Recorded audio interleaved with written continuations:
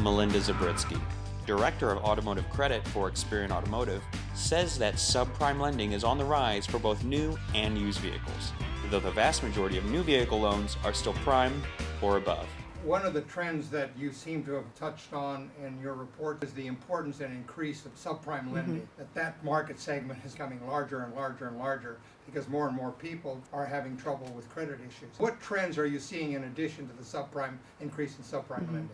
Well, it's very much split between new and used vehicle financing. When we look at the new market, while we've had an increase in subprime on new vehicle financing, new vehicle loans are still very much dominant in the prime market. It's over 80% of all the loans originated in the fourth quarter were prime or above. So it's still very, very prime for new vehicle financing, but we're beginning to see some growth in those highest risk tiers. Even what we classify as our deep subprime, that below 550, actually grew quite a bit, but it's still a very small portion of new vehicle lending.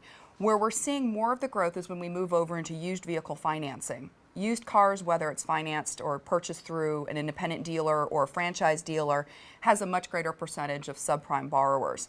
And what we see there is a growth in what we call the middle tiers. We still have some year-over-year reduction in the highest risk category for used vehicles, despite seeing it increase slightly for new.